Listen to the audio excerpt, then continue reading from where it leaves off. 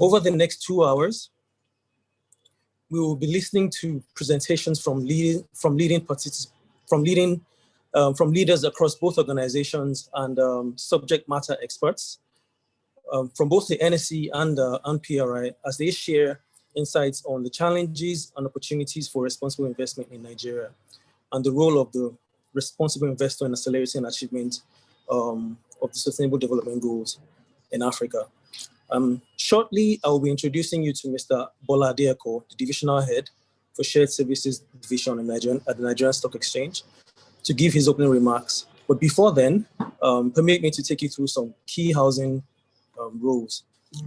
For the purpose of effective management of the technical elements of the Zoom platform and to avoid disruptions of the proceedings of the webinar, I ask that you please keep your microphones muted and speakers only will be able to use their speakers and videos. But at any instance where speakers are not speaking, it will be best for them to also keep their microphones muted. We also ask that attendees should type their questions in the question and answer section. Please feel free to engage with other attendees by sending your questions and answers in that section. We would also have a dedicated discussion session at the end of the webinar. And during that period, these rules apply as well. We would also do our best to respond to as many questions as we can during the allotted time for this webinar. So without any further ado, I would like to hand over to Mr. Bola Adeeko to give his opening remarks. Thank you. Thank you, Olutobi. Can you hear me, Olutobi? Yes, I can hear you very much. Okay, very good. So good afternoon. Yes, I can hear you. Thank you. I just want to confirm that my audio was coming across okay. Thank you. So good afternoon, distinguished participants. I warmly welcome you all to this webinar on the challenges and opportunities of responsible investing for the Nigerian investor, which is jointly organized by the Nigerian Stock Exchange and the Principles for Responsible Investment, also known as PRI. I'd like to take this opportunity to congratulate the NSE and PRI for putting together this laudable event.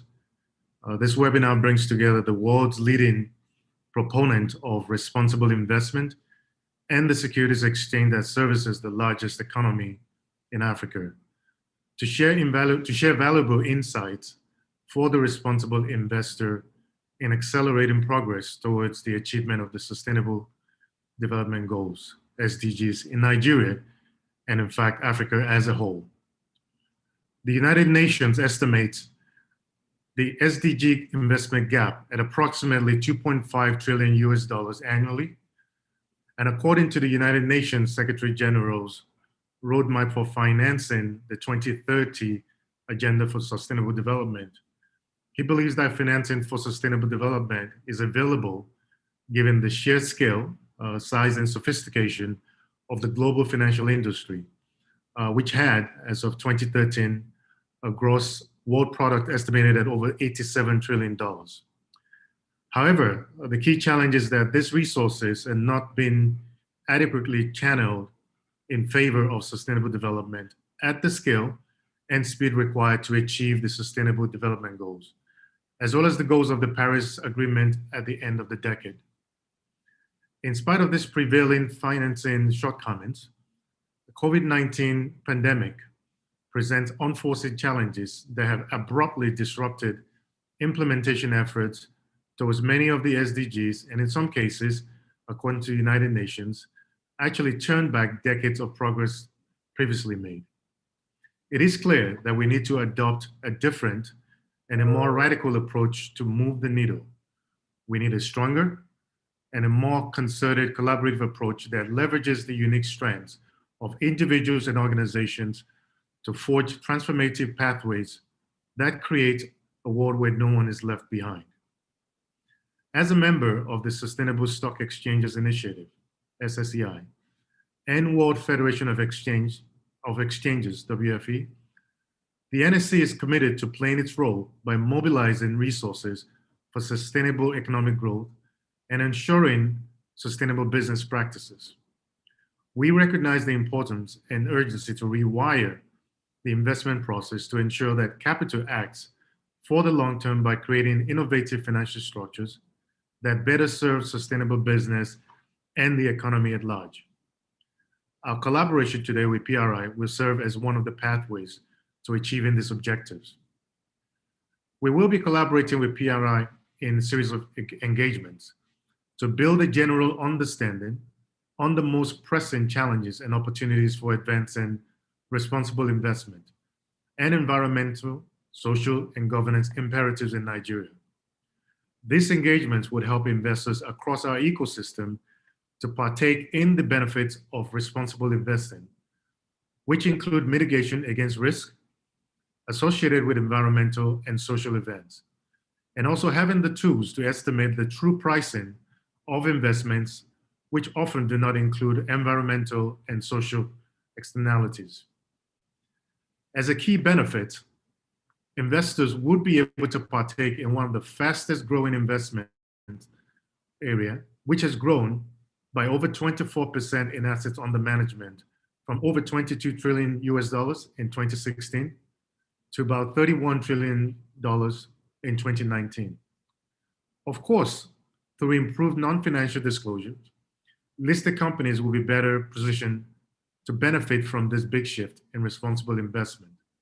And as a whole, the economy will be better positioned in the pathway to achieve sustainable and inclusive economic growth. I look forward to the insights that will be shared by today's speakers, who have recorded commendable achievements in driving responsible investment in their own respective fields. The session will be focused on building capacity in responsible investment by presenting tools and resources available for implementing RI approaches. And I implore you all to make the most of these insights today.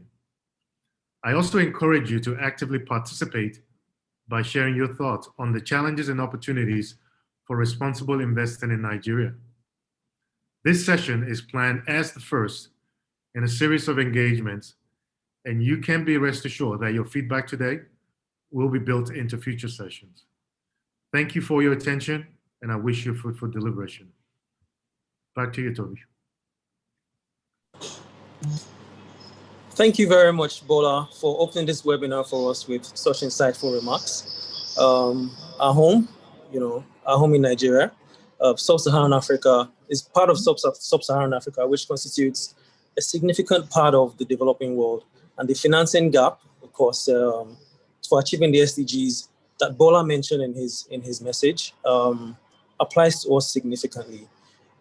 It is well established that the global financial system exists to effectively allocate resources, globally, and securities exchanges such as the Nigerian Stock Exchange are a critical aspect of this global financial system, and they would play a significant role in ensuring that these investments are better allocated for the SDGs. Allow me to introduce Mr. Juche Emeka, the Divisional Head of Trading Business here at the Nigerian Stock Exchange, to share some insights on how the exchange has created opportunities for sustainable development and financing for sustainable development in Nigeria. Over to you, Mr. Jude. Okay, thank you, Toby. Distinguished ladies and gentlemen, good afternoon. In the next few minutes, I'll just be talking around what the NSE has done regarding responsible investing, and also highlighting some of the challenges we have faced along the way, and also share opportunities that we still find in this space. As a member of the Sustainable Stock Exchange Initiative since 2013, the NSE has demonstrated its commitment to foster the growth of long-term sustainable finance amongst investors and improved disclosure of environmental, social, and governance for issuers, while promoting sustainable business practices across its ecosystem. The challenges for financing sustainable development continues to prevail. According to African Development Bank, West Africa proposes the highest cost for climate adaptation in Africa, estimated at 2.1 billion US dollars every year, out of the total 7.4 billion US dollars a year by 2020 for Africa. According to UN Secretary General's strategy for financing the 2030 agenda, the financing gap to achieve SDGs in developing countries is estimated to be 2.5 to 3 trillion US dollars per year. Obviously, that is huge. And on the back of that, the NSE profiled a suitable solution in our own domestic ecosystem. We identified a growing asset class at the time, which was really triggered by European Investment Bank. And the opportunity it presents to close the about 142 billion US dollar financing gap needed between now and 2030 to fund Nigeria's transition to low carbon path. Furthermore, we recognize that whilst the whole world agreed that Africa will be most vulnerable and that trillions of dollars are required to address climate change, little finance has been raised to match the urgency of the impending climate crisis. Therefore, we knew that repositioning our market through innovative product solutions to attract a growing niche of investors who were increasingly focused on integrating environment, social, and governance factors into their investment processes will help mobilize and deploy the much needed funding. To this end, our proposal to the Federal Ministry of Environment and another subnational at the time was timely and consistent with the President's signing of the Paris Agreement on climate change in 2016.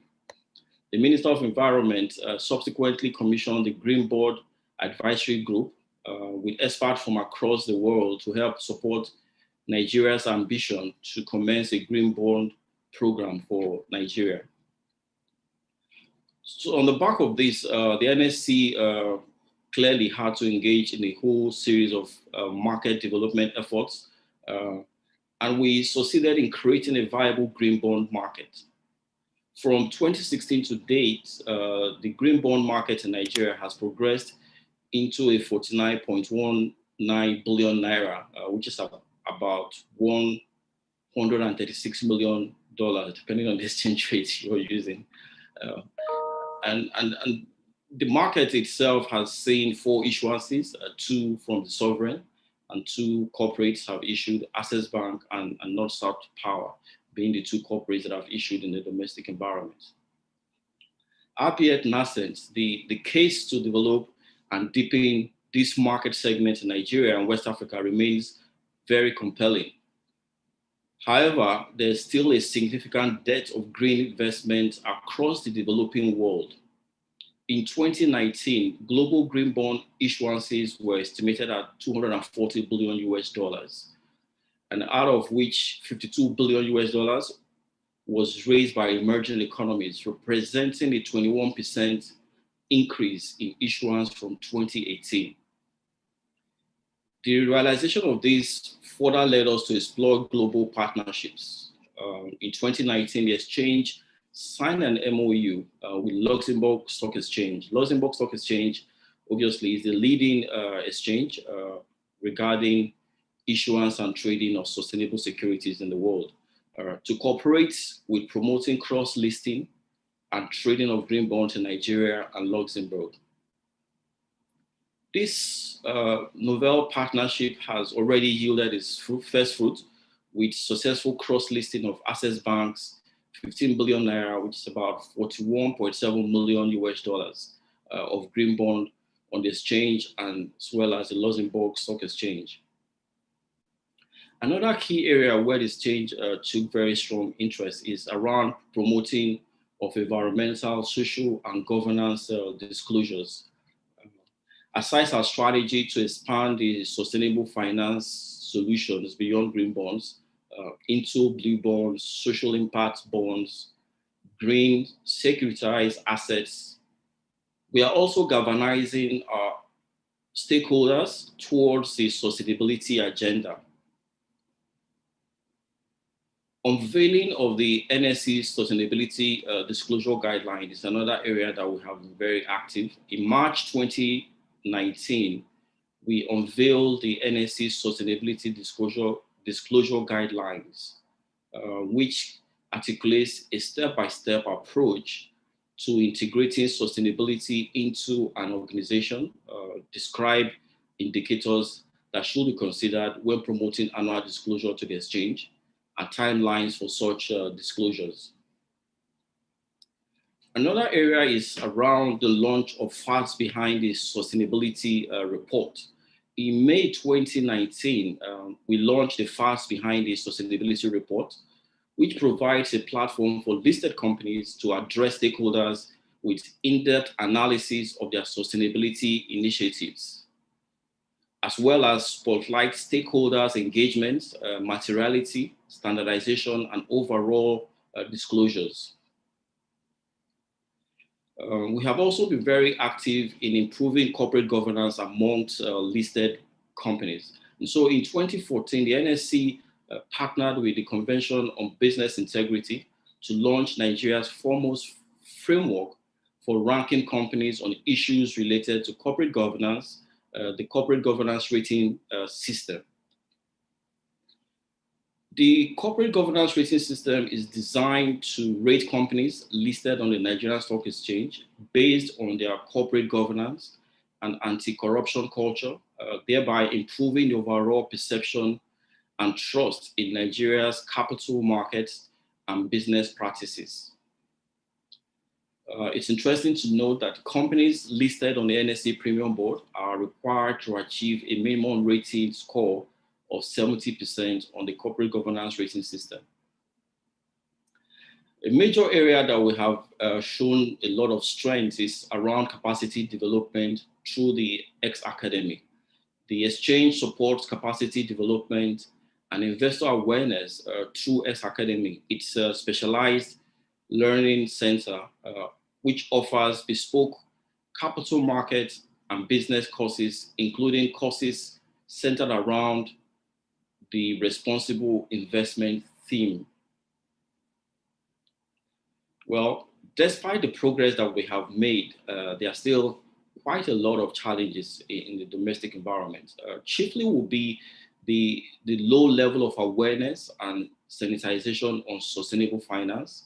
We believe more sensitization and awareness program can still be implemented to further the disclosure on the importance of sustainable products for achieving strategic goals.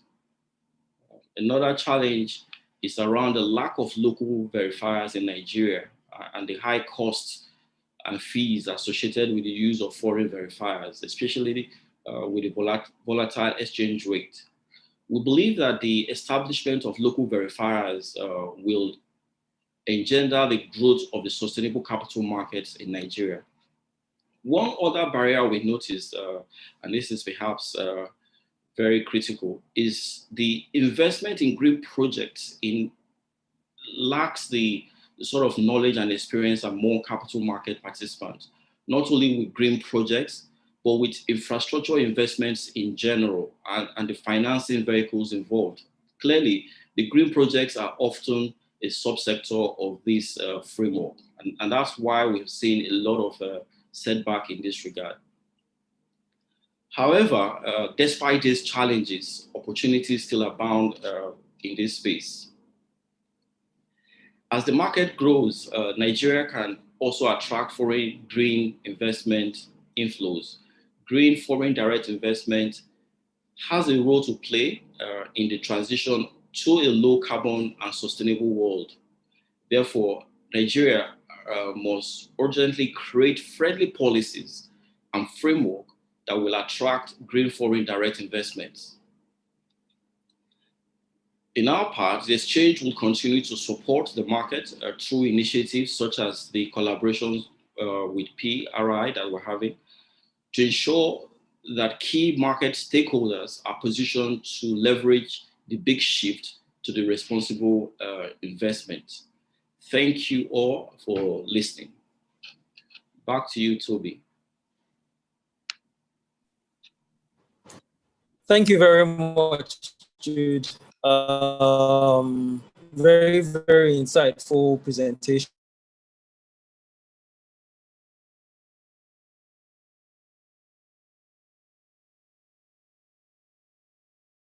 As well as the Paris, progress towards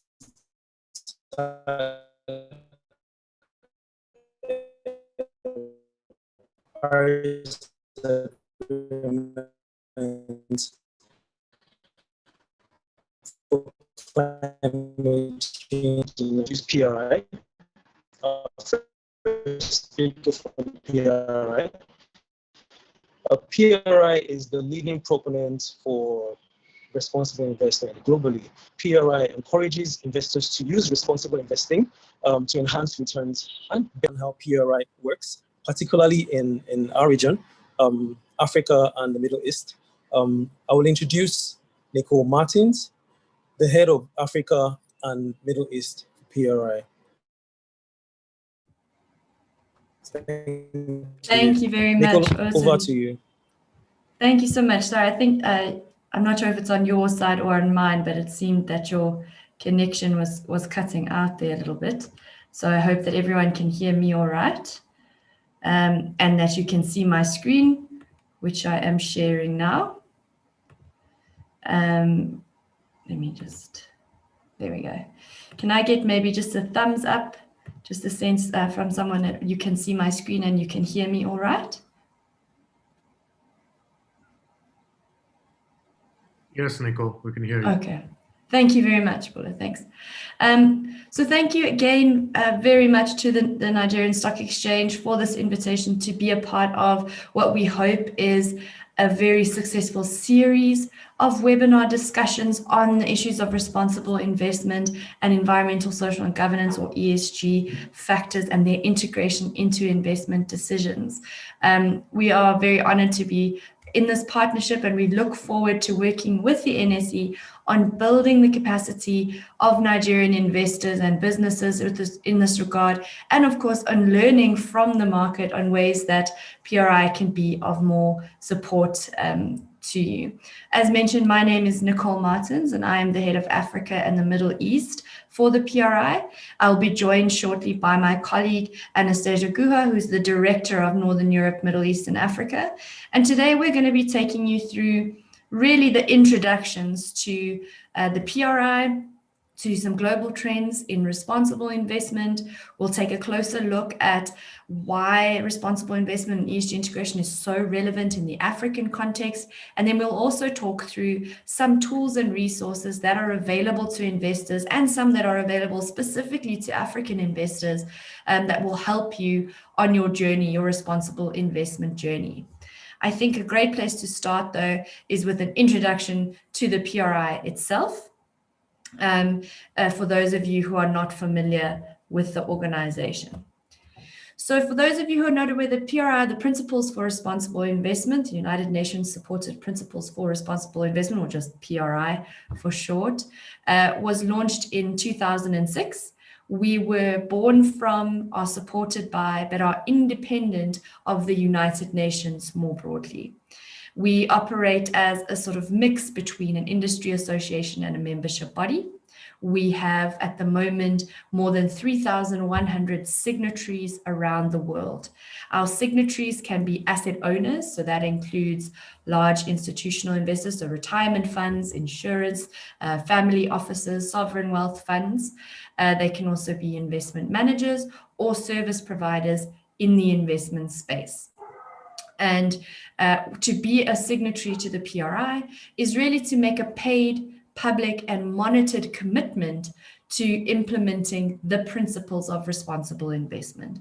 And those really do center around integrating ESG factors into your investment approach. And I'll talk a little bit more about why that is our sort of hypothesis, why that's our ethos in a moment.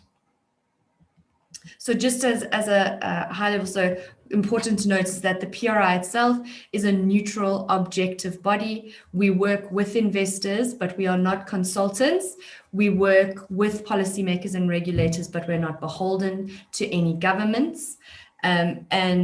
While we are advising or working with the NSE, we are in no way sort of affiliated or tied in any way to exchanges, though we acknowledge, as was said in the introductions, the important role that exchanges play as interlocutors in the market, connecting companies or issuers with investors and setting really the standards for market conduct in the form of disclosure guidelines and the like. The PRI itself, as was mentioned, is the leading proponent of responsible investment globally. And our mission is to create a more sustainable financial system, a global financial system, more sustainable global financial system. And we do this according to what's called our blueprint vision, which has 3 core pillars to it. The first one is really all about creating and supporting responsible investors. And core to that, which Anastasia will talk about a bit later, is really empowering asset owners. Because of the position that they hold in the investment chain, they can literally set the mandate and affect massive change in the way that markets function, sending signals to the market about what they value.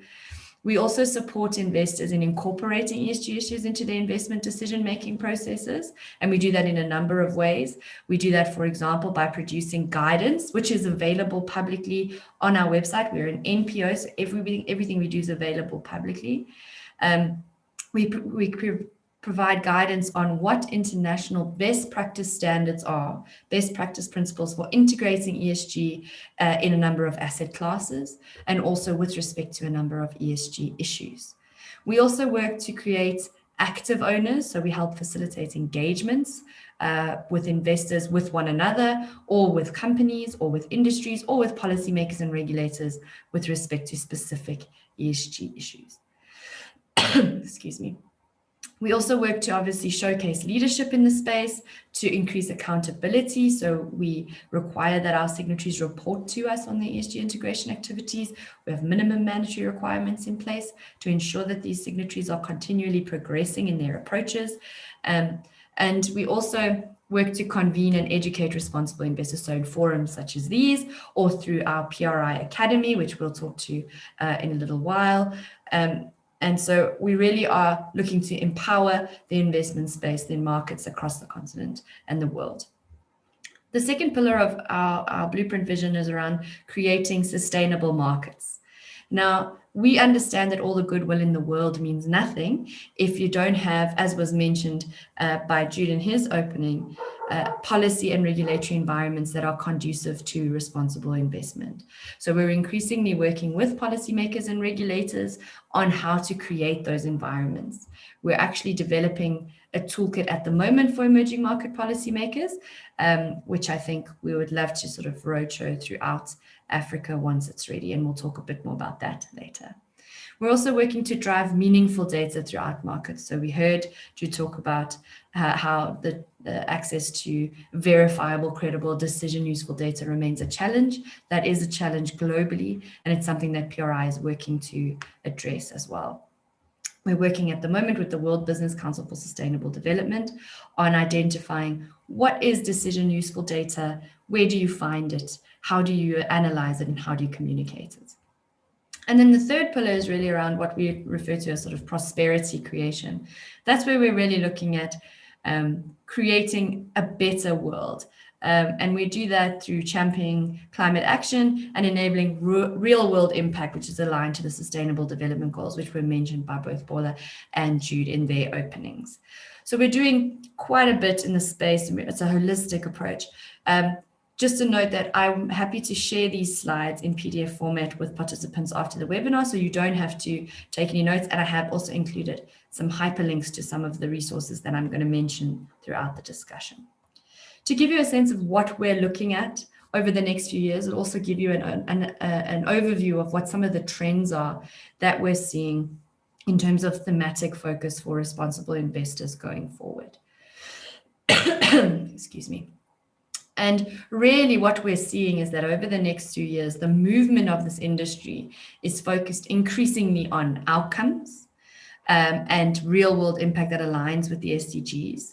There's a real effort to align legal frameworks, so to make sure that investing in a responsible way, integrating ESG, or even investing intentionally to generate positive impact isn't contradictory to things like fiduciary duty. We're also looking, as I mentioned, on improving sustainability data. And something that's been highlighted and accelerated by the pandemic, the elevation of human rights and social issues. So really looking at, human rights is one of those things where we would intuitively believe that we're all on the same page about. But you would be surprised at how few investors actually have a firm position or policy in place to check that human rights are protected throughout the investment chain. So taking things like that should really be just common sense and common practice, and making sure that those things are elevated in terms of prioritization. We're also looking at increasing the ambition of investor stewardship. That's looking at things like active ownership and engagement, understanding that in many markets and many situations within many markets, the option to divest from a particular stock might not be practical and might not be responsible. And in those cases, really the responsibility for the investor falls on the way that they manage that asset, that they engage, they identify those risks, and they work to mitigate them over time. We're also looking to increase net zero commitments. So you would have seen in the news lately, a number of companies have come out with net zero commitments. Most of them are by 2050. Also, increasingly, we're seeing investors themselves and issuers making similar commitments. So we're looking to increase those and to provide support. And then I'd mentioned about accountability measures for signatories. So that gives you a sense of sort of who we are, where we fit, is really to support investors in the practical aspects of responsible investment and integrating ESG into your investment approach. What I'd like to talk about now is why would you want to do this, and what are some of the trends we're seeing globally? Before we dive into that, it's really important that we make sure we're all on the same page about, when we're discussing responsible investment, what it is that we're talking about. When you talk about responsible investment or ESG, it can become a bit of a, to use a very overused phrase, an alphabet soup. There's a lot of confusion between what is responsible investment, green investment, ethical investing, impact investing, socially responsible investing. Really what we're talking about as the PRI, when we talk about responsible investment, it's a strategy that incorporates environmental, social, and governance factors into investment decisions and active ownership. So it is still a returns generating strategy. It's not about sacrificing return. It's about maximizing return in the long run. So generating returns in perpetuity. And as I mentioned, we are focused on creating a more sustainable global financial system. We believe that relies on the generation of sustainable long-term returns. And we understand that in order to generate those returns, you need to integrate what we would traditionally have referred to as non-financial factors, these ESG factors, into your investment decision. Truly, if you don't account for them now, you end up paying for them later. And we've seen that time and time again. So when we talk about responsible investment, it has nothing to do with a values, morals, or ethics-based approach to investing. It is about maximizing your return in a way that is sustainable and responsible in the long run. And really what that means when we talk about ESG incorporation and active ownership, it's looking at your investment as almost like a two-step process, which will not be news to any investors that are on the call today.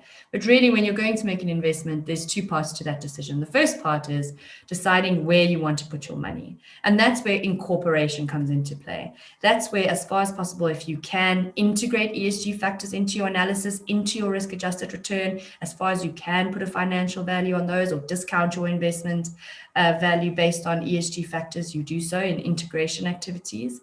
Or you might approach it as with a screening sort of lens, where you can either do a negative screening, where you screen out particular industries or companies based on their ESG performance or your perception of ESG risk.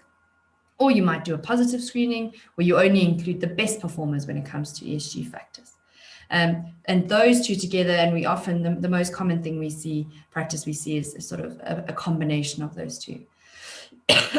Once you've decided to make an investment, you then go into the second stage, which is really about being an active owner of those assets, right? So stewardship, really. And that's really about using whatever tools you have at your disposal, depending on the nature of your investment. So whether you are in private equity, sitting directly on a board, in listed equity, whether you have proxy voting or voting options, whether you are engaging directly with shareholders or engaging with the company directly, to really make sure that you are identifying material ESG risks and opportunities, and that you are managing those appropriately. And that really is what responsible investment is. It's this kind of approach to investing, which to a lot of investors will seem largely intuitive, because it is. It's really just a broadened understanding of your risk matrix and your opportunities. And what we've seen is a tremendous growth in interest in ESG and responsible investment in the last few years, and it's really peaked sort of in the last 2 years. And there's a couple of things that are driving that change. And we've seen an evolution in thinking. You know, it's initially started as more of a focus on simple, pure risk mitigation. So understanding what are the big things that are going to potentially cost us money soon or in the long run. Moving more towards what are some of the things that could potentially add value to our portfolio if we do manage these things properly. And now increasingly moving towards, as was said in the openings with the talk of the SDGs, increasingly moving toward not only what's going to, how do I avoid harm and maximize the value of my investment, but also how can I potentially also generate additional positive impact for the economy as a whole, or for socioeconomic purposes that would then also in turn positively impact my portfolios. And why would you care about ESG integration and responsible investment? What is driving the uptake of this approach, right? Apart from, as we've discussed, sort of the intuitive nature of it. Well, there's 3 key things. The first one is materiality. Integrating material ESG factors into your investment approach is a financially prudent thing to do. We have increasing evidence that when you don't account for these things now, you end up paying for them later. We see it in the negative when we look at examples like the BP oil spill of 2010, when we look at things like closer to home in Africa. In South Africa, we look at the Steinhoff scandal. We look at things like Africa Bank or Resilience, where the VW emissions scandal, for example, Cambridge Analytica scandal with Facebook, where these sort of what were traditionally considered non-financial factors ended up having real financial implications because they weren't accounted for or managed appropriately. We also see it on the positive side. In the case of the pandemic, for example, over this last year, what we've seen is that products and portfolios that have got an ESG tilt tend to be less exposed to systemic risk than those that don't. So nobody has shot the lights out this year. It's been a bit of a demure year when it comes to market performance, but those products and portfolios in ESG tilts have done substantially less terribly than those without it. So it makes financial sense. The second driver is really around market demand. And this is where we're seeing increasing interest from investors, the end of the chain investor, from beneficiaries of large institutional investors, investment funds. They're asking for increased transparency around the integration of ESG into investment decisions with their money. They want to understand not just, am I going to retire well in the case of pension funds, but also what kind of world are you, what kind of world am I retiring into? And what are you as my service provider doing to create that world, right? What kinds of companies are you investing in? This is the kind of company that I as a consumer wouldn't support because of their ESG practice. And so there's increasing demand on investors to make those kinds of decisions.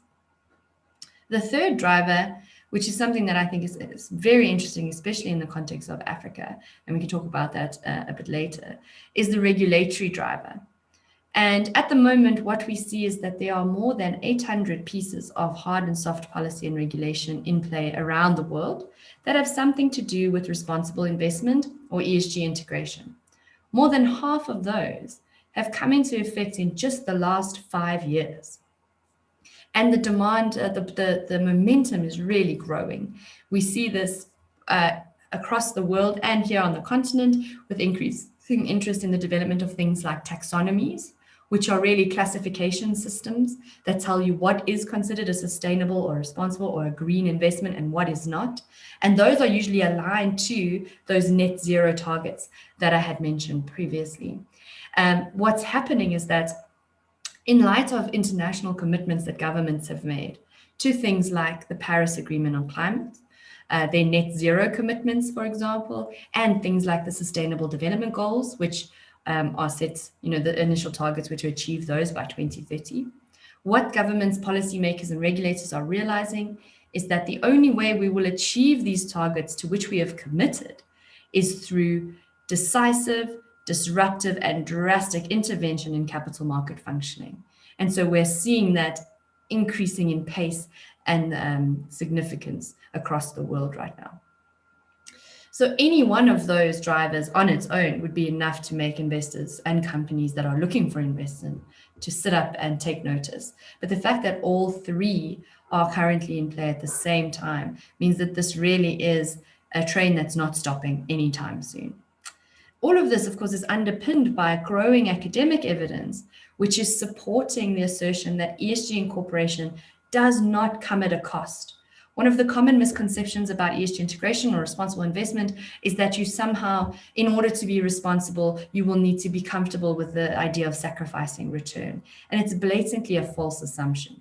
What we have found is that companies at a company level, so for the issuers on the line, companies that identify material ESG risk factors and then effectively integrate that into the management of those into their business operations, they experience lower costs of capital, better loan spreads, and better customer loyalty. All things that you should be looking for as an investor in the companies in which you invest. And if we're looking for that at a company level, what that means as an investor is that you should be prioritizing this identification and integration of ESG factors, material ESG factors, into your approach to making investments.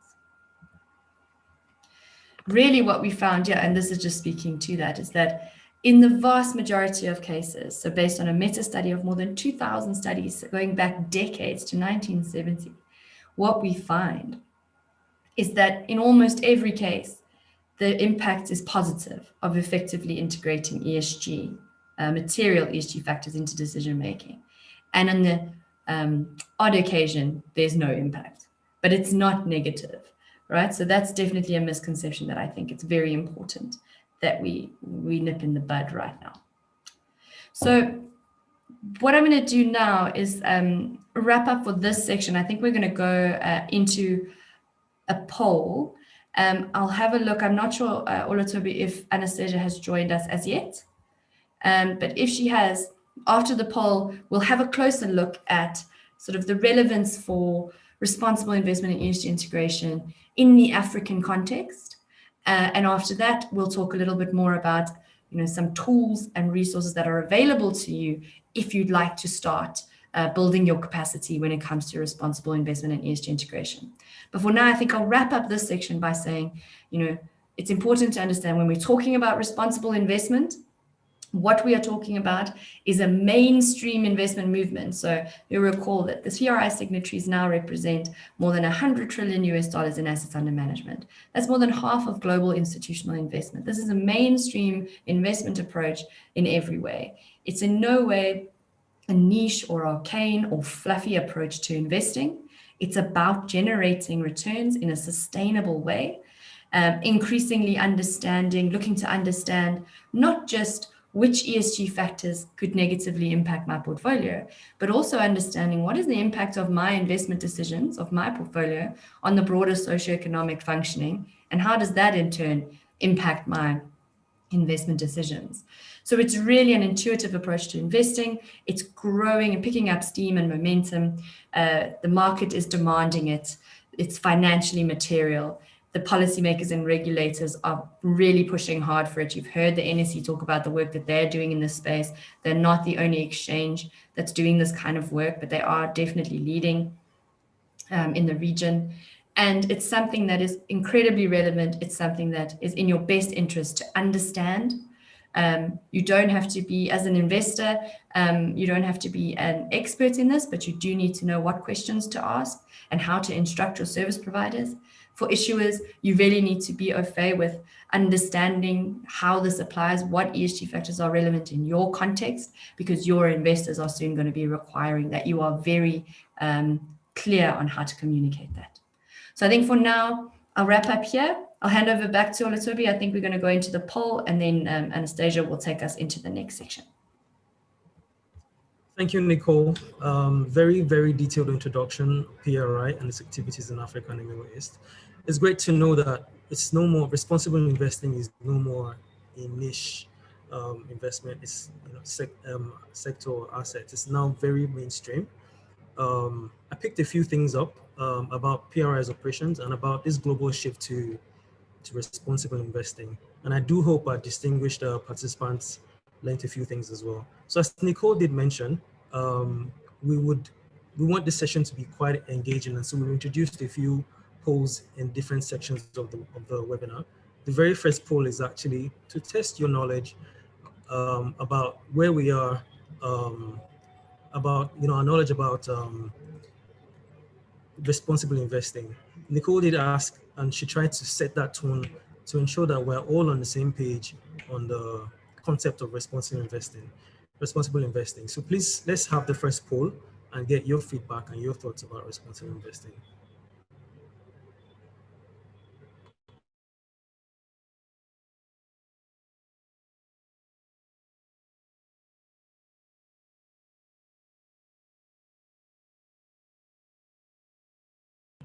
The poll is up. Please share your thoughts.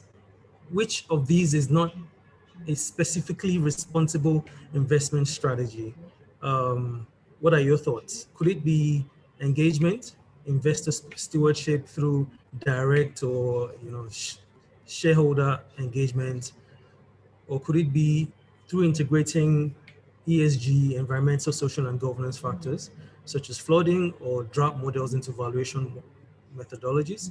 Could it be index tracking suitable indexes across various asset classes? Let's hear your thoughts, please.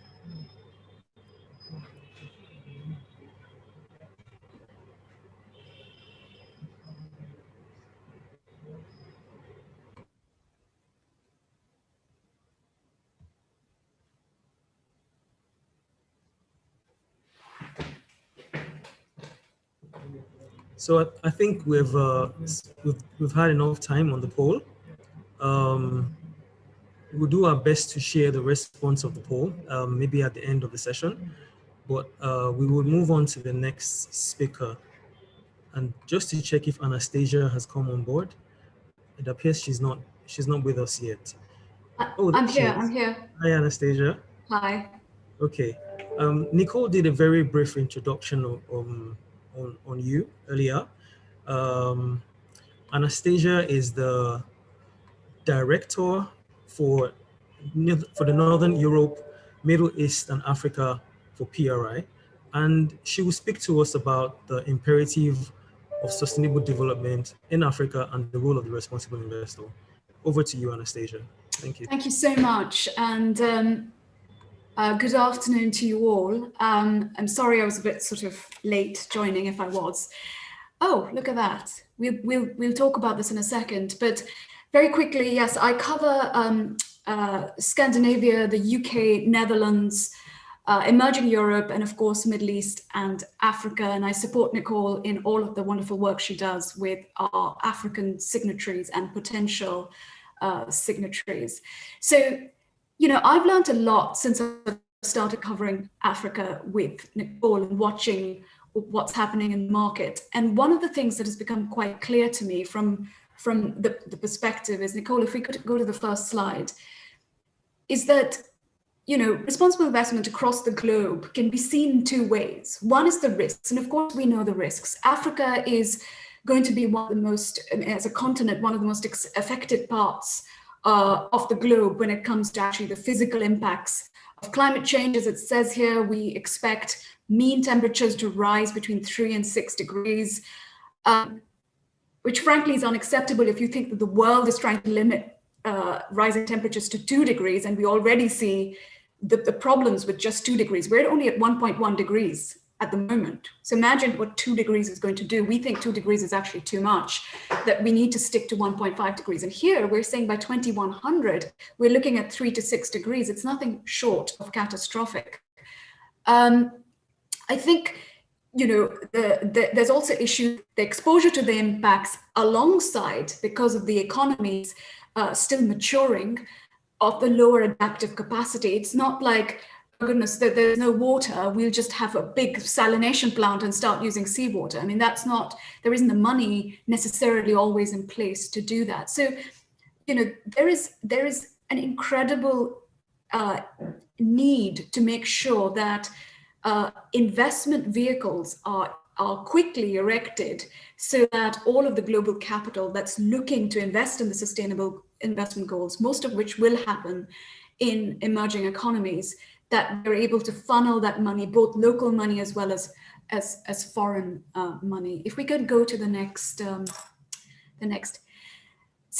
slide. Thanks so much, Nicole. So, you know, interestingly, I was speaking to a Nigerian investor recently, and he was saying to me, Anastasia, this is all very well, but, you know, this is a classic case of the global north bringing its own agenda. Climate change is big in the global north. You know, all the advanced countries economically, G7 countries of the world are thinking about this a lot. But what does it actually mean in the African context when there are so many more important immediate concerns, whether it's unemployment, governance risk, food security, inequality, and all of the other things that you perhaps understand the risks better than I. And here's our take on this. The reason climate is really important is because it is a multiplier. It is a multiplier that makes all of these other issues, whether it's, you know, you can see on the slide, health, food security, inequality and unemployment, migration, conflict, human rights, urbanization, all of these other issues, it makes them worse. It is a risk multiplier.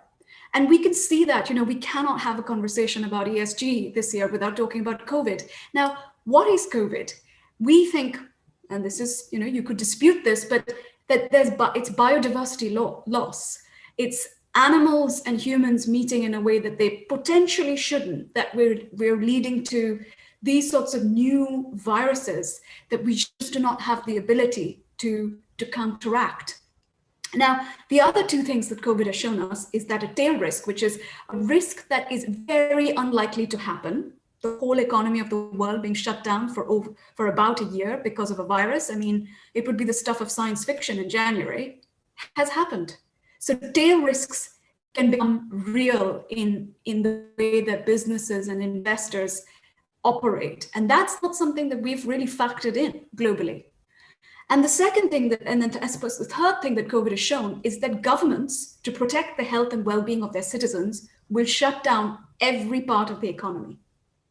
Now, in the past, there's always the sense of, oh, climate change is a problem, and, you know, some countries will suffer and some countries will be fine, but by and large, everything will continue. Humans are very good at adapting.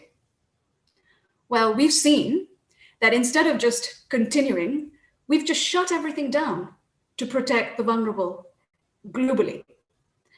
And now we're coming to a very difficult calculus about how do we open whilst we're still vulnerable. So you see that climate change is a bit, you know, if you start seeing the impacts of climate change, you know, what's happened with COVID could keep happening to us over the course of the next decade and beyond.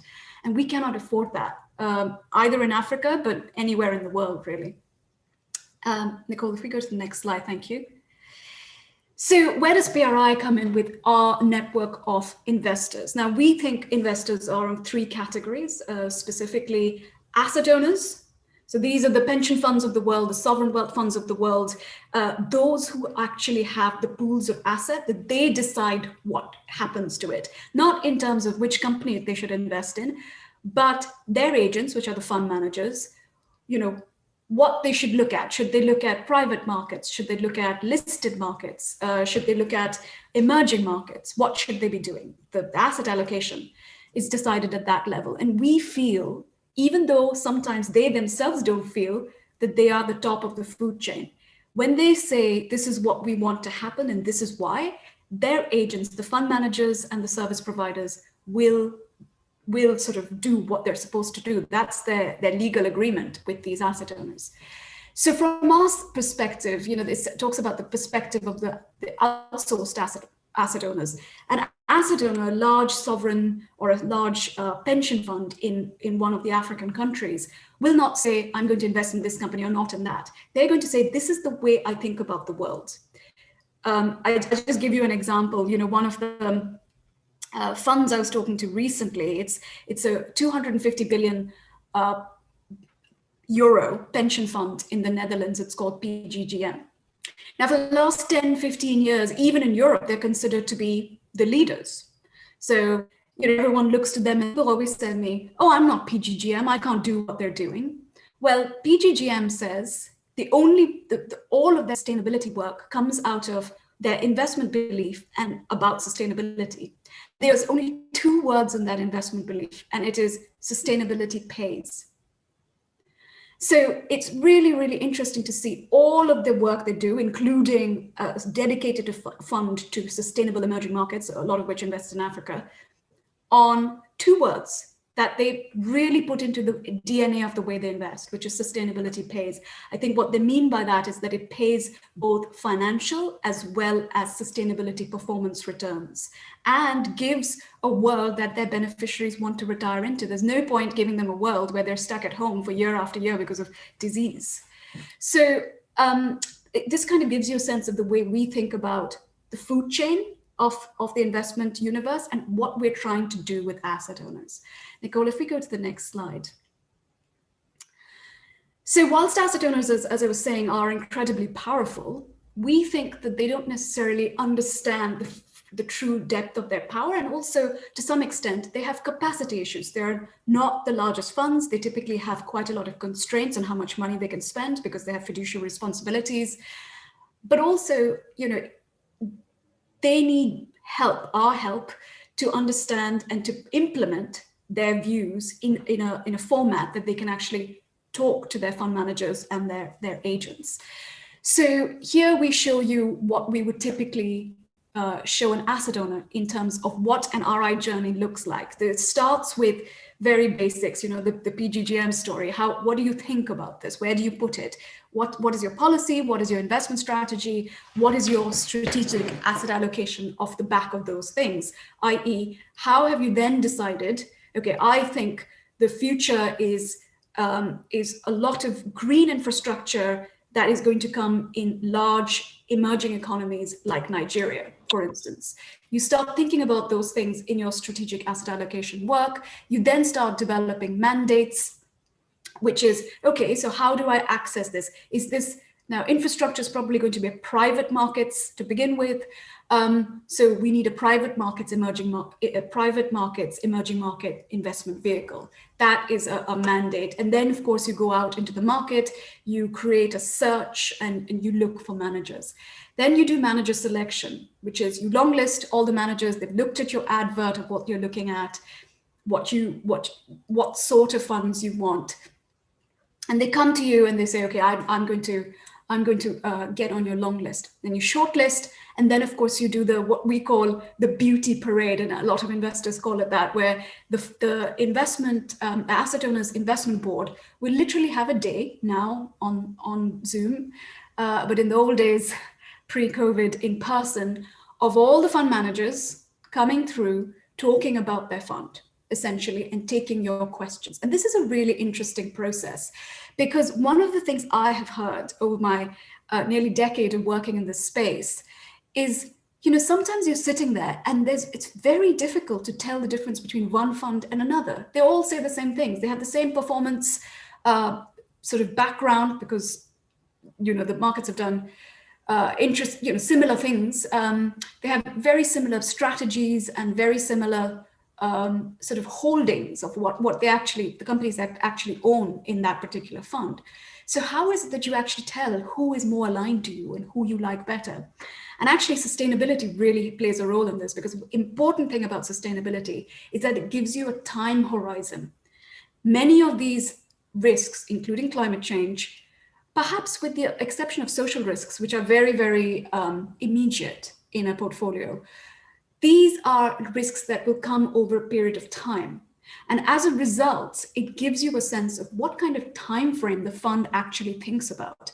Because one of the key problems with this relationship between asset owners and investment managers is agency, which is investment managers think short term. You know, a portfolio manager gets a bonus every year, whereas asset owners need to pay their beneficiaries forever, you know, in perpetuity. So how do you square that circle? And frequently, when you talk about where sustainability sits within that fund, how do they take the data into account and integrate it into the investment decisions? It gives you a sense of how long-term they are. And it's a good indicator of the difference between funds. So that's manager selection. The next thing the asset owner will do is, of course, appoint the manager. It's a legal document. And PRI provides some sample model contracts of sustainability wording that you can use to make sure that you actually have some recourse if the fund is not doing what you want it to do. And finally, there's monitoring. And monitoring is the most important because most funds don't change managers every year. So you will change a very few number of managers a year. So you typically, and also you don't want to, right? You want to create a relationship with your manager so you can evolve together. So manager monitoring is really important. What are you asking? How often are you asking them? How material is it? And also, how specific is it? Is it, you know, what are you doing on sustainability generally, or what are you doing on ESG or responsible investment? Or is it more about, okay, can you tell me what you're doing in this asset? Can you tell me what you're doing on that? And so we think that this relationship, as Fiona Reynolds, who's our CEO, the quote on this slide, of the relationship between the asset owner and their agent, the asset manager, is incredibly important. It is probably the most important relationship in responsible investment. Nicole, last slide, please. Thanks, Nicole. Now, this is really interesting. Now, what we found, and this is mostly Nicole's work, is that she felt like we really need to build capacity for asset owners to understand. You know, asset owners, specifically, you know, principal officers or pension fund trustees or sovereign wealth fund stewards, have a lot on their plate, especially in markets that are volatile. They've got lots going on, and it's very easy for this to fall off the agenda. And so what we wanted to do was make a very straightforward, compelling capacity building tool, which is what this is, to help them quickly but cohesively understand what climate change and its multiplier effect both is on the African continent, but also how to do something about it within their own area of focus, which we just discussed: the manager, the belief setting, the policy setting, the manager selection, the manager appointment, and the manager monitoring. And this is what we came up with. We're very excited. Nicole's worked on it for a long time, and it was released only last week or the week before. It's free for all asset owners to do. It's about 3 hours of work, but we believe it brings you up to speed with the most current and the most cutting edge PRI and global thinking on climate awareness and how to do something about it. So I'll quickly take you through it. So first, it tells you why this is an issue, and hopefully some of this is already what you know, but it also makes a very compelling case for why you know, all investing is going to have to take climate into account before long, as will all corporations have to take climate into account. It gives you some case studies. We look at the West African gold mine. It talks about the inevitable policy response. Now, this is basically saying the world has come together, including most of the African continent, to say we are going to limit increases of temperature over pre-industrial levels by 2 degrees. That's the Paris Climate Accord. And actually, it should be closer to 1.5 degree, which is what we're trying to go for, which means we have to cut 55% of emissions of the global economy at the moment by 2030. 55. So we have to cut our emissions in half in 9 years. And what's going to happen is that because of the risks that we're constantly seeing, including COVID, which as I mentioned, could be, many people think it is a biodiversity loss issue, you're seeing countries saying, okay, now we need to put the brakes on pretty quickly. And you know, when we used to talk about the inevitable policy response, which is a concept that we came up, you know, we worked with the financial modelers to come up with about 2 years ago. I used to get people saying, yeah, but this is not really going to happen. Who's going to stop economic growth to save the climate, or to stop African bushfires, or to reduce Arctic meltdown? Nobody's going to make that choice. Developed markets and developing markets. And I bring you back to COVID. What have we just done? We've prioritized human health over human prosperity, which is an interesting point. The inevitable policy response essentially says that there will be drastic shifts, and they will happen very, very abruptly. And interestingly enough, the Bank of England has done some modeling and kind of almost mirrors the inevitable policy response. And it gives you much more detail around that, which are the sectors we think will be affected and how. We look at the role of the asset owners, very similar to what we just did. In fact, I think we took the slide from one of the slides in the course on the role. We look at how this should be embedded in the RI process. So we talked briefly about how it works at the policy setting, but it'll look at each of those in detail. So those 5 or 6 things we talked about. And then we come to the very important bits, which I think are very, very key to looking at this holistically from a risk and opportunity set, specifically on the African context, which is, what is the impact of this, and what are the impacts of the SDGs? What do the SDGs mean? You know, Fiona Reynolds very eloquently says that the SDGs are the world's global business plan. And just like, regardless of whatever is going on in current crises, you stick to your global business plan because it's your long-term strategy. Well, solving or meeting the SDGs is the world's long-term strategy. They've committed to this. You know, 199 countries around the world, with the exception of North Korea and Iran, have signed up to the SDGs. So I think that you know, it gives you a sense of how climate sits within the SDGs. As I was saying, you're going to find a lot of echoes of what I was saying as a multiplier. So it's going to feed into inequality and the just transition. The just transition is essentially looking at all the displaced workers because of the transition to the low carbon economy. Where will they go? What will they do?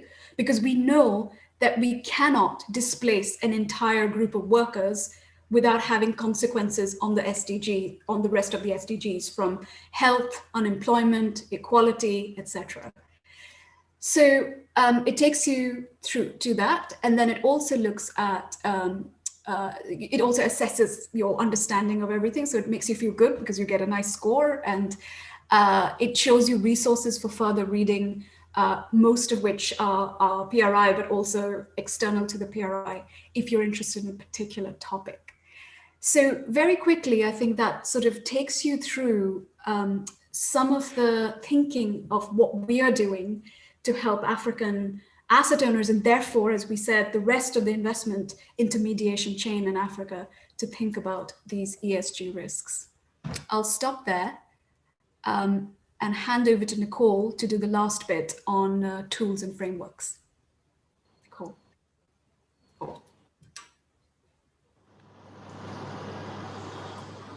Thanks very much, Anastasia. Olatobi, are you okay for me to just dive right in here, or did you want to do another poll at this stage? Yes. Hi, Nicole. We wanted to do another poll. Can you hear me? Yes, no problem.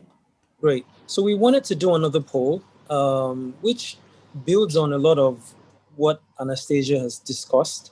I mean, she's introduced us to the online course, which is free.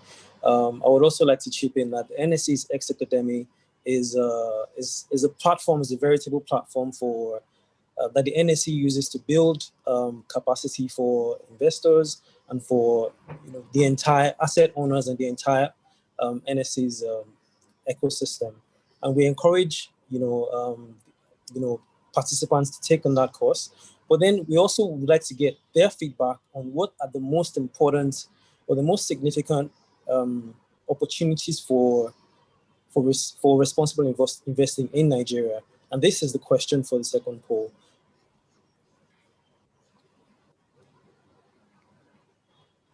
So we would like to hear from you.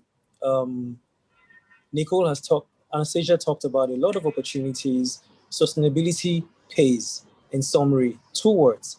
But what are your thoughts about how sustainability can pay for investors or for asset owners in Nigeria?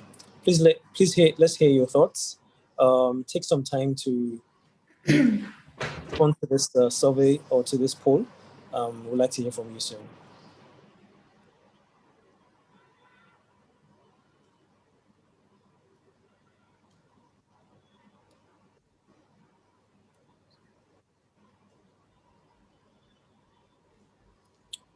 Okay, I think we can close out on this poll now.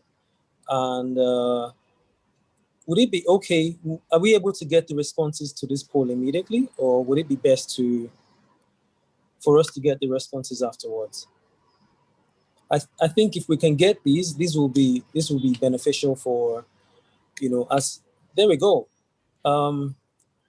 So clearly we agree, or the majority of us agree, that the most significant opportunities for responsible investing in Nigeria is to lift millions from poverty and accelerate progress towards the SDGs.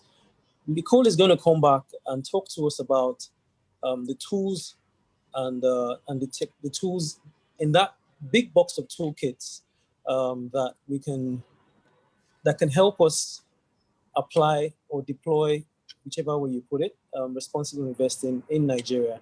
And based on that, I hope we can pick a few things up on how we can implement responsible investing to promote, to lift millions out of poverty and accelerate progress towards the SDGs. Over to you, Nicole. Thank you. Thanks very much, Olatobi, and thanks everyone for hanging in there and joining us today. Again, it's fantastic to see more than 150 people as part of this conversation, and really the true value of a session like this is in the discussion, in the Q&A. I see that there's a couple of questions that are coming through. I look forward to the discussion session at the end of this. So I won't spend too much time on this because, as I mentioned, we will share the slide deck with you and you'll be able to click straight through to the hyperlinks to go and learn more about anything that's of interest here. Very interesting to see that the sort of greatest opportunity we're sort of seeing as a group is in sort of on the impact side.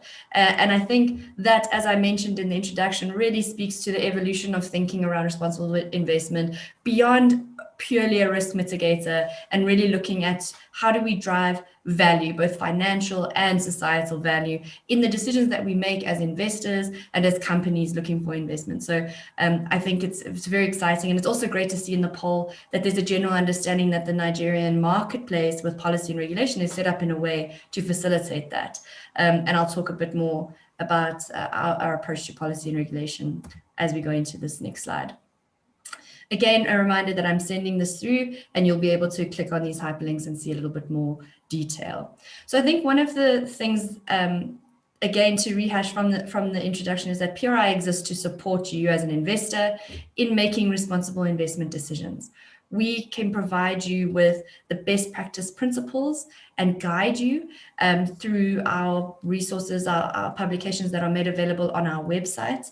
And then really it's up to you as an investor to apply those in an appropriately nuanced and context-specific way in your situation, in your market, with respect to the investments that you are making. The PRI exists as a platform for you to communicate with other investors, to learn from one another. What we produce is always created by investors for investors. We try to be very practical without being too prescriptive in the guidance that we present. As a quick reminder, we're producing on average about 20 publications or guidebooks or handbooks per quarter, which means that it's a ludicrous amount of information that's available to you. Not everything is relevant to everyone, but it means that if you are looking for guidance on something to do with ESG integration or responsible investment, the chances are very good that we have either done something on that, we are working on it, or we would love to do that next. So please do get in touch with us. Make sure that you are having a conversation. You don't have to be a signatory to drop me an email and say, look, I'm really looking for guidance on this particular issue or with respect to this asset class. Can you point me in the right direction? So that's just a reminder that we are there to support and that you don't have to be a signatory to get some guidance. Speaking of which, as I mentioned, there's a lot of information available. So what I've done here is just pull out a couple of things that I think might be of the greatest relevance to this particular audience.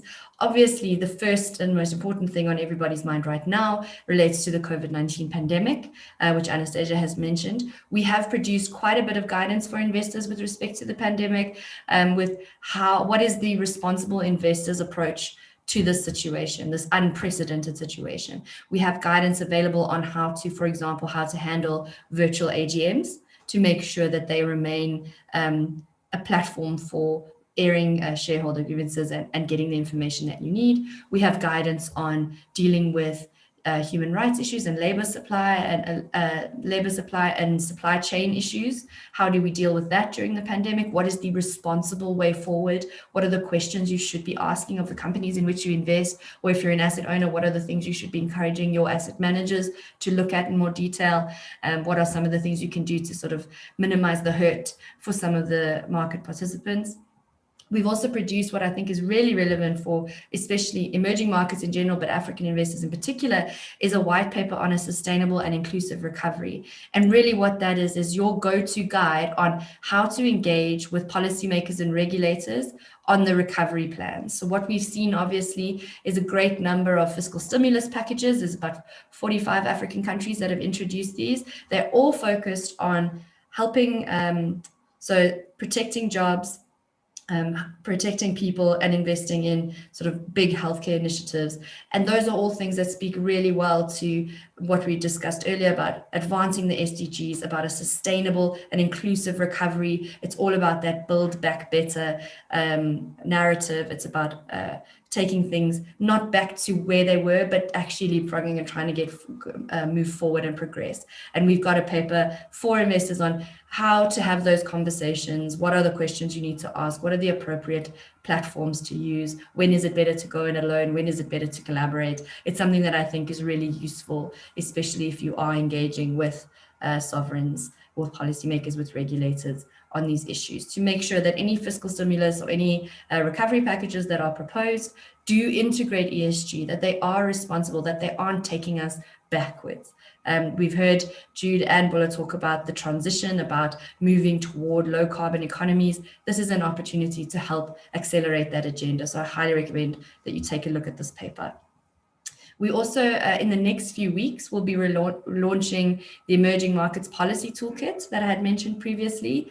Again, something that I think is really relevant for African markets, particularly.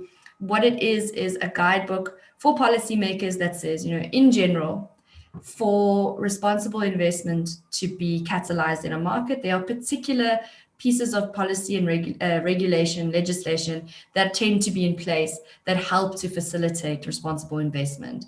And the idea is to have a look at this guide, use it as a way to have conversations with policymakers and regulators to say, look, what do we already have in place? What is missing that we need to work on? And what do we have maybe the foundations of that with a bit of tweaking could really further this agenda? And we really look forward to having this conversation alongside organizations like the NSE going forward to help further the take up of responsible investment approaches, and in alignment with what Jude was saying, to help Nigeria attract that green foreign investment, right? Give them that comfort that the policy and regulatory environment is stable, it's got all the right pieces together, and everything is functioning correctly. Then, as Anastasia had mentioned, we've just launched our African Asset Owner Climate Awareness course. Highly encourage you to do, if you're an African asset owner or if you are a service provider to one, please encourage your clients to do this course. Please take the time to do it. It's free for you to do. It'll only take you 3 hours of your time, but it will really empower you to ask the right questions, to provide appropriate instruction to your service providers. Highly recommend that you do that course. Also, if your board of trustees, for example, or your investment committee does do this course, you're welcome to reach out to us and request a sort of obviously free Q&A session afterwards. We're happy to come and facilitate a bit of a discussion amongst the board, make sure everybody's comfortable with these issues. If you do that one and you enjoy it and you want to go a little bit further, we also have the Responsible Investment for Trustees course. That's a pay-for course. But we can always, if you drop me an email, we can always negotiate on the fee for that. But that's a lot more specific for pension fund trustees or fund trustees. Also gives you guidance on, what are the questions to ask, what are some of the best practice principles. That one is obviously not contextualized, it's not localized for African investors. It's a more global approach, but equally valuable, especially if you are operating beyond the continent. And then a couple of projects that I think might be of interest. So we've got, Anastasia's spoken about the inevitable policy response work. Excuse me, definitely worth taking a look at to understand, looking at the forecasts, what are the sectors that are most likely to be impacted by these policies? When are they likely to hit? Things like the banning of the combustion engine, for example, would have significant impact, not just in the markets where those policies are implemented, but throughout the value chain. And it really affects a lot of emerging market and African economies directly, some of these policies. We've also got the Climate Action 100 Plus initiative, with which you might be familiar. That is really an investor engagement, the largest one in history. It's got more than 500 investors now, more than $50 trillion under assets under management, engaging with the 100 largest carbon emitting private listed companies across the world. On that list, there are 3 African companies, and there are very few African investors currently involved in this engagement. If it's something that's of interest, please do reach out. We need investors that understand the context, that have got feet on the ground, that have got skin in the game to be part of this discussion. It's something that's, the discussion there is really about engaging these companies, not to tell them that tomorrow everything must be green, but to say, look, the science and the experts suggest that over the next few years, this is a pragmatic approach. This is what we should be able to expect from you. We'd like to see that happen, or we need to rethink whether this investment continues to make sense. And again, because there are some substantial emitters on the African continent, including some state-owned companies that have significant employment impacts, it's really good to have African investors part of that conversation. So I hope that you will join. We've also produced a lot of work on the Sustainable Development Goals, which have come up quite a bit today, and how they fit into the investment universe. So we've produced a piece on the investment case for the SDGs and guidance on how to make investments that align with SDG outcomes, something that I think would also be really useful for you to take a look at. We've got brand new guidance that's just come out last month on manager selection, appointment, and monitoring. Anastasia mentioned how important that process is, entrusting the right people with the money that is yours to manage, making sure that they are implementing your responsible investment vision appropriately.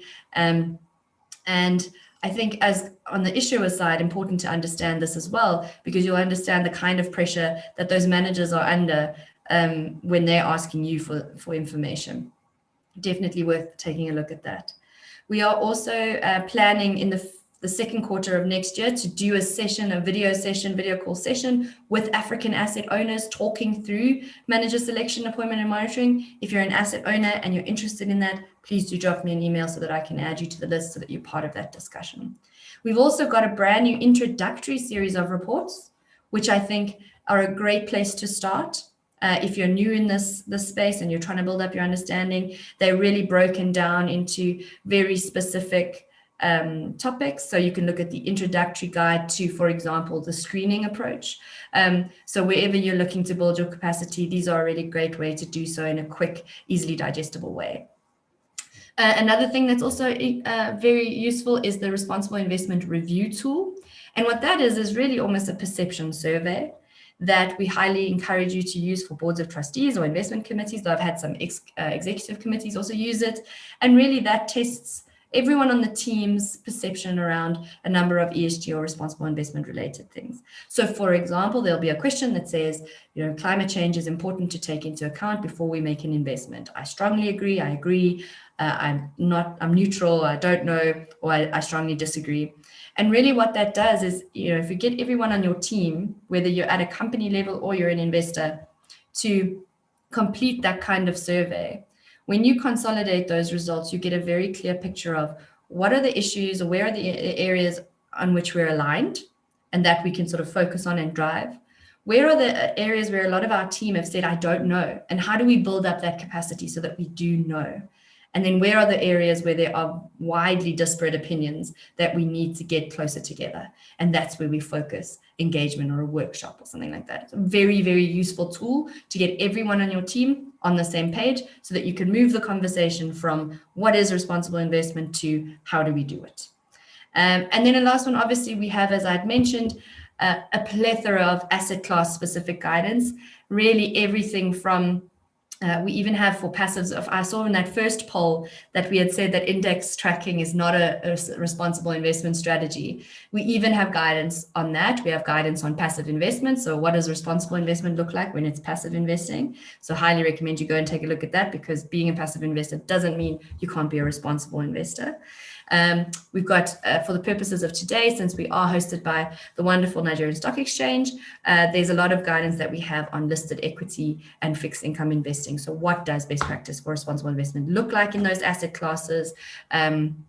We've also got case studies where you can read from other investors about how they're applying these principles in practice.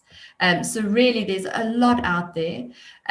When we produce our guidance, it comes out in a number of formats. It's a publication. It's usually accompanied by a webinar and or a YouTube video and or a podcast. So whatever your preferred method of learning is, there's definitely a way to digest this information. These are just, as I say, it's a really small selection of everything that's available just on the PRI website. If you want to be kept in the loop, I highly recommend that you subscribe to some of our channels. We obviously have our website where everything can be found. We have a library of webinars available on our YouTube channel and also our Bright Talk channel. We have a selection of blogs and podcasts that you can have a look at. We also have a PRI Africa discussion group where African investors and those investing in Africa can connect with one another and discuss ideas and communicate.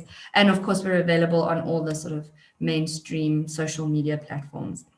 I also have, I'll put my, and again, I'm sending these slides out so you don't have to be frantically making notes right now, but I'm putting my email up on the screen, and I'll also drop it into the chat.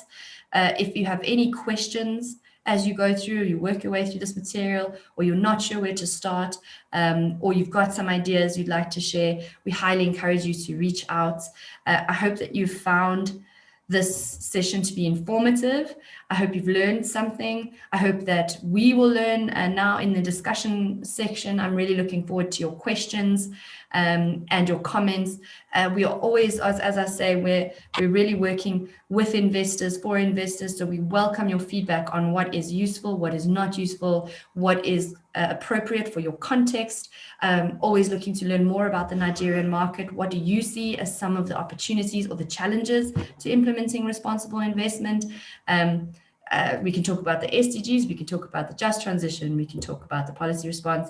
It's really up to you. I'm going to hand over back now to Olatobi to take us into the discussion session. But I thank you again on behalf of Anastasia and myself for your time. Thank you to the NSE for letting us be part of this discussion. We hope that the series of webinars that we put together will continue to grow in audience and in the depth of the content and the value that it adds to you. I will stop sharing my screen now, and we can go over to you. Thank you very much, Nicole. Before we go into the next discussion session, you did mention that you would like to hear from the audience about what the challenges are for responsible investing. Could it be, the regulatory framework? Could it be capacity building? And so, just before we go into the next to the discussion session, we have another poll to hear directly from the audience what exactly they think the challenges are for responsible investing in Nigeria. Please, can we have the next poll, please? So the question is, what are the primary challenges for responsible investing in Nigeria? What are your thoughts? Please share with us. Do you think it could be inadequate responsible investing instruments to investing, or an unfavorable climate or policy environment for responsible investing in Nigeria? Could it be low awareness of the opportunities for responsible investing in Nigeria, or perhaps poor or inadequate understanding of responsible investing in the investing community? What are your thoughts?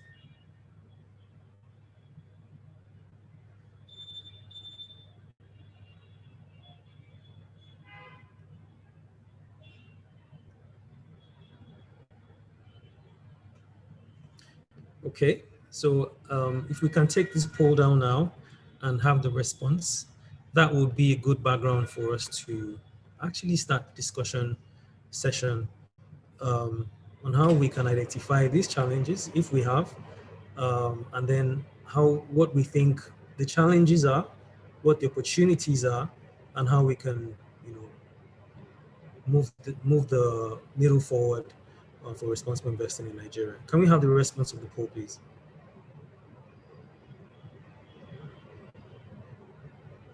I see. So a very close match between two particular challenges.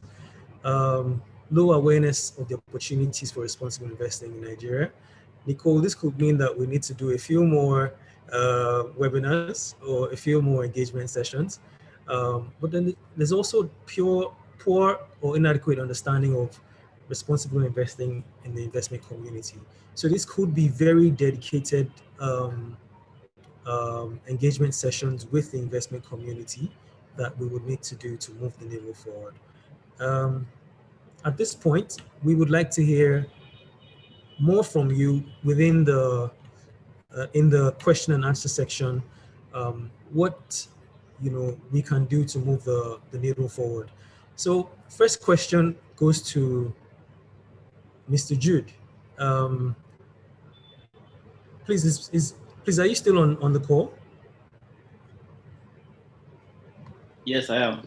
Oh, thank you. Thank you very much. So the first question is for you. You said you spoke about local verifiers. Please, what do these mean? All right, thank you. You do realize that when it comes to the green bonds that we have spent extensive time and energy to launch in the market, there are certain guidelines and principles required in the administration of the projects in terms of how the funding will be raised. So one of those requirements requires a verifier to be sure that the principles the issuers are using are in line with the green bond principles. So at the moment, we typically will rely on international verifiers to do this type of work, which is really why the whole exercise becomes expensive, given the exchange rate challenge that the local environment is dealing with at this particular time. So it will really be helpful if we had accredited or certified local verifiers to carry out this activity, because that will definitely help in reducing the cost of issuance and perhaps help increase the supply side for these instruments. I hope that helps. It certainly helps. It certainly helps, sir. And I hope that that's a detailed response to your question, Christian.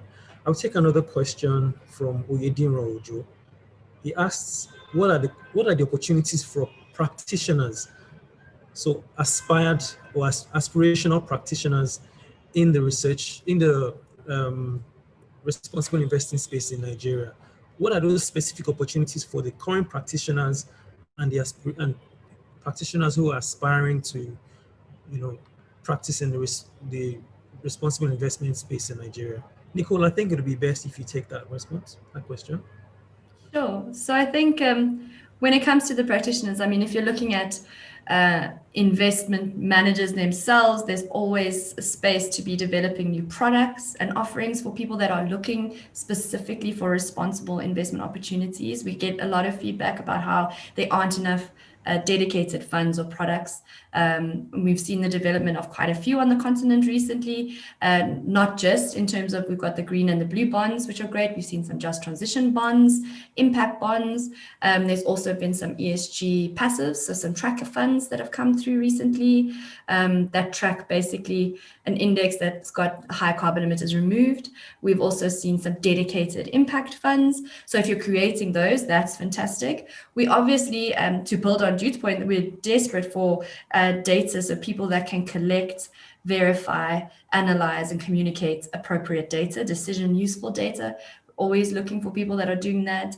And general, I think capacity development and advice is something that's going to be really needed, as we see that the trend is is definitely building momentum. We're moving towards the uptake of this approach, but it is nascent in a lot of markets. I've seen in the comments in the chat, people are saying we need more awareness, we need more of these conversations, we're going to need people to facilitate those.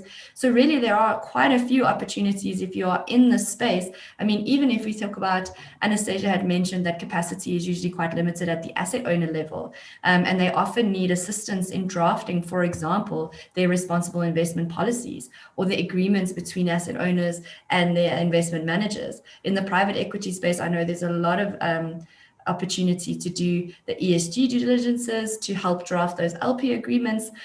So really, depending on what your skill set is and your interest, the opportunities are boundless, really. The space is booming. And I think we've talked a lot about the SDGs, for example.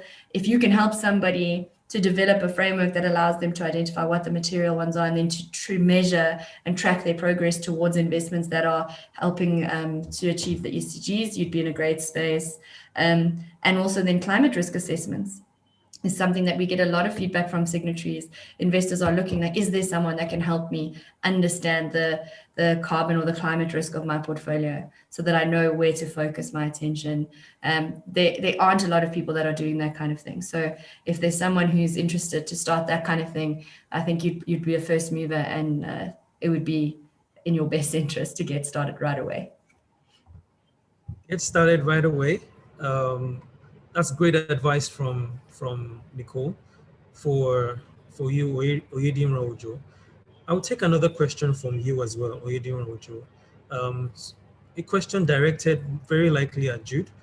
He's asking, what is the NSE doing to create opportunities for practitioners, especially in listed companies? All right, thank you, Najin. From the point of the NSE, you do realize that we're a listing platform, as well as providing platform for both issuers as well as investors to match their various objectives. So we have, to a large extent, created an enabling environment for the issuers to be able to list green bonds, for instance. And so that provides an opportunity for investors as well to take advantage of these instruments that are listed, to be able to a large extent, add them to their portfolios as they begin to adopt this whole responsible investment theory or theme in their portfolio administration.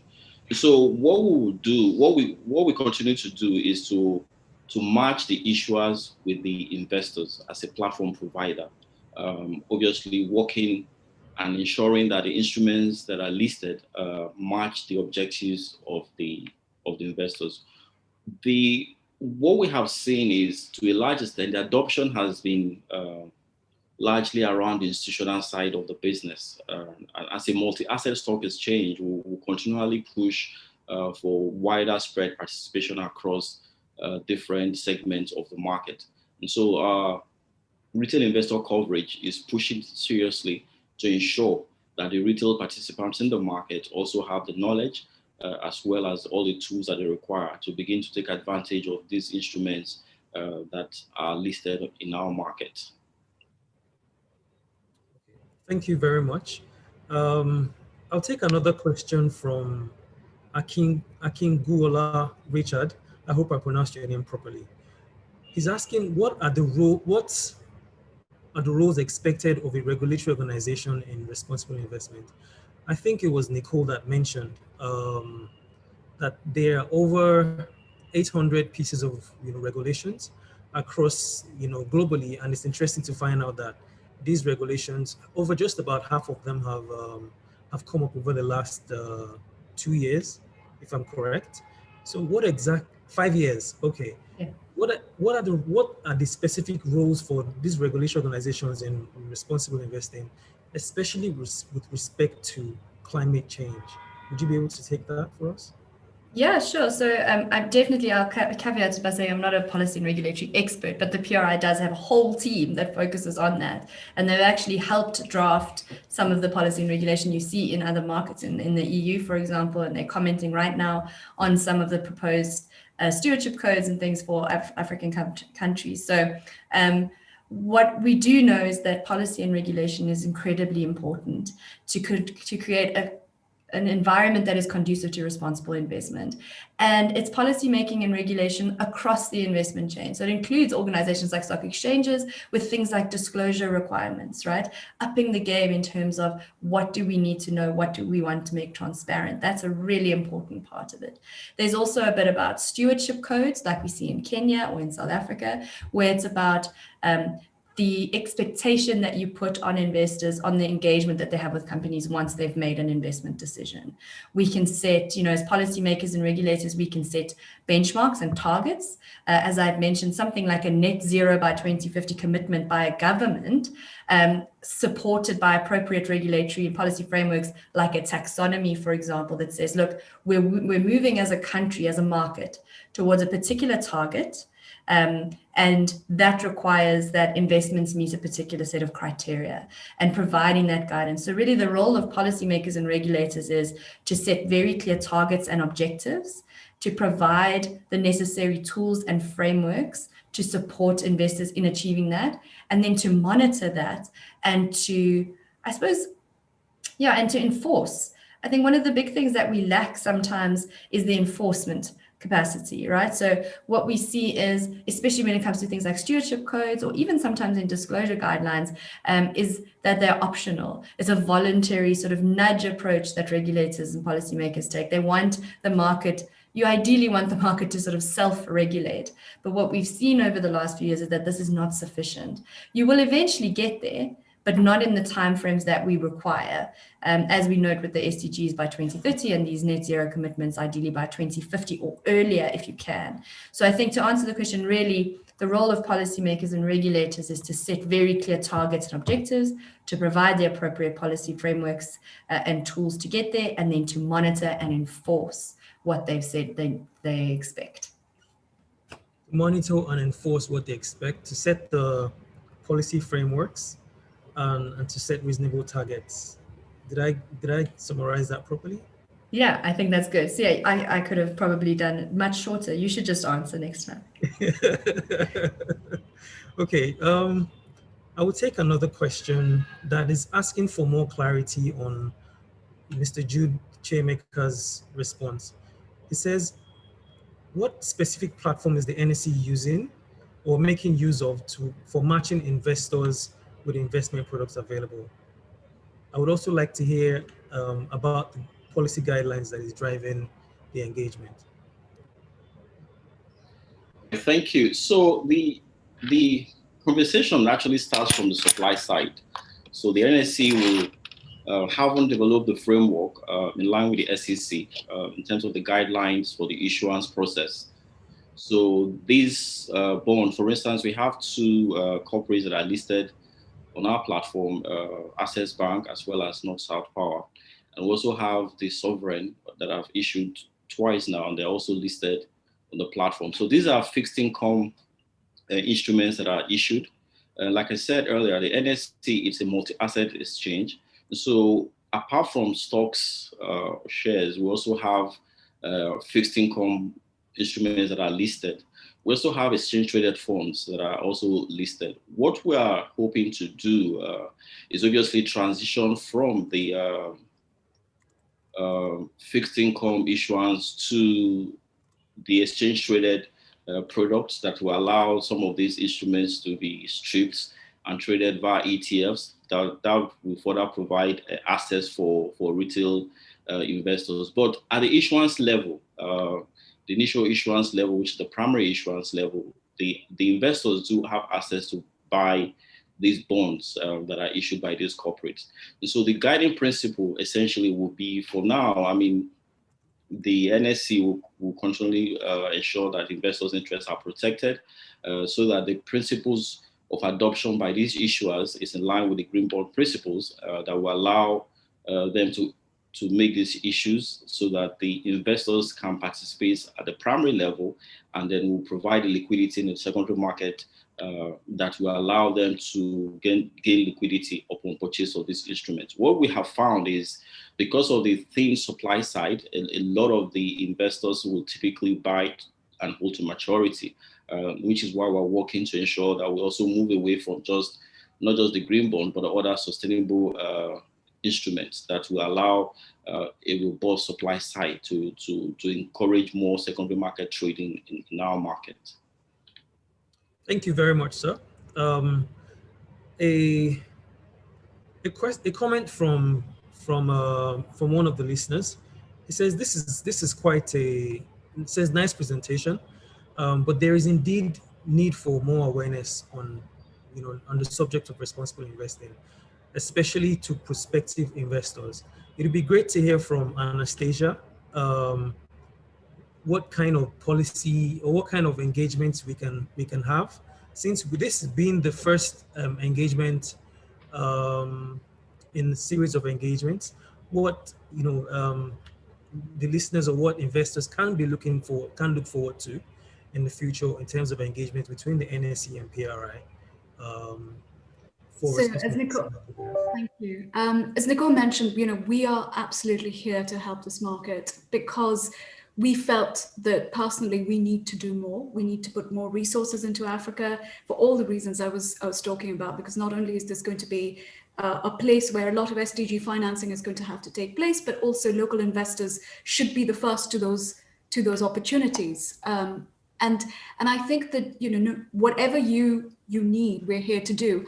I strongly suggest you look at some of the materials at the PRI. Sometimes looking at our website can be quite difficult because I just think there's too much. But if you literally have a topic that you want to think about, I saw a question in the chat a long time ago which said, "What is a green bond?" Now, I don't know what the audience is like. Some people may know, some people may not know. If you say PRI green bond in Google, you will get a very good page that's going to tell you exactly what it is, but also what are the controversies, what is the evolution of that space, and how is the PRI involved, and how can you get involved? So firstly, there's that sort of digital way of doing it, and secondly, just let's have more sessions where your participants are just allowed to ask us questions. I mean, part of what we do, both Nicole and I, Nicole Africa for the Africa and Middle East, me globally, is go out and speak to investors and go out and speak to investors trying to understand particular types of implementation and how that's going to work. So we can be technical as well as more sort of big picture. Thank you very much, Anastasia. And on this note, we would wrap this session up.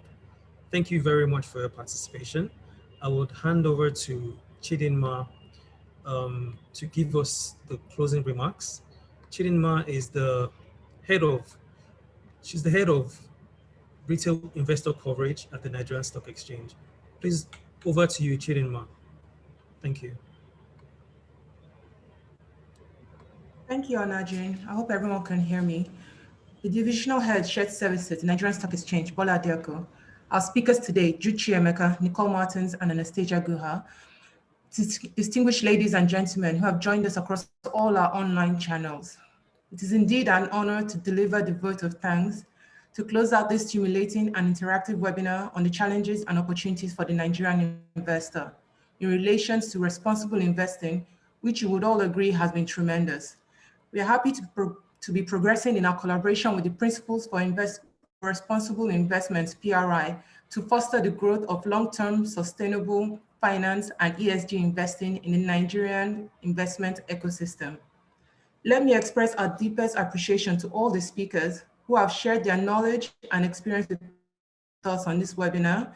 Your contributions were truly insightful and will inspire further discourse and engagement to raise awareness on sustainable, responsible, and impactful investing in Nigeria. I make bold to say that this webinar has been an outstanding one, both in participation and in the quality of conversations we have had. An event of this nature is made possible through the contributions and commitments of the esteemed participants, organizers, and speakers.